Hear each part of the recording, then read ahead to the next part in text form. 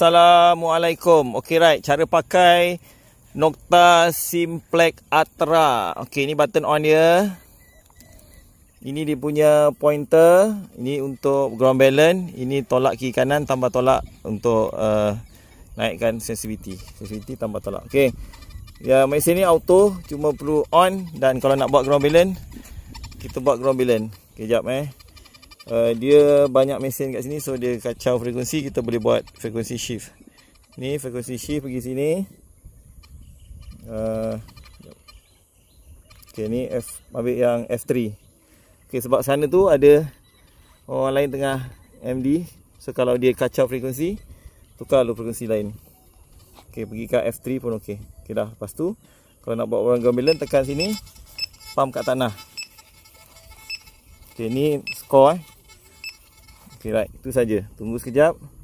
Boleh pakai terus swing. Okey, model ni auto simple, tak perlu nak banyak sangat kerena. On, buat ground balance, pilih mood nak pakai kat mana, and then terus swing. Okey, itu saja untuk yang model-model auto. Yang ni untuk permulaan. Untuk permulaan elok pakai macam model auto gini lah. Dia tak banyak kerena sangat. So ni saya tunjuk contoh. Saya scan kat padang Kita try scan, kita tengok kalau ada barang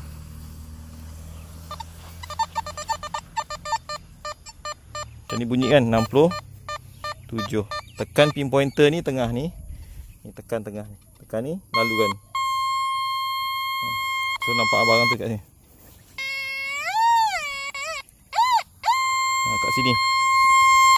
Kat tengah ni barang ni. Contoh 60 lebih. Saya pergi ambil ni. Ni ambil tu pisau. Pisau dengan pointer. Sekejap Pisau dengan pointer. Tak payah lari. Okey, kita tunggu kita punya pembantu membawa premium digger. Pointer nak juga satu. Bawa sini. Okey, terima kasih. Okey. Kita pakai ini premium digger ni. Digger ni untuk padang, kawasan padang. Kita pakai ini Try gali tengok. Tu tak payah gali, dah nampak tu. Dah nampak tu. Dah nampak dah. Simple model paling simple. Tu nampak. Adik on pointer. Adik on pointer pandai. On pointer. Tekan button 1. Dah on. Okey, dah lalukan kat situ cari barang. Jolok je letak kat pointer. Sini, macam ni. Letak je kat tanah. Tu. Dah jumpa apa? 2. Lah. Ingatkan 1. Tengok, tunjuk. Tengok apa tu? Koin 20 sen dengan 20 sen. 40 sen. Baik. Simple Okey, nampak. Terbukti. Okey dah. Sana pula. Okey, bye.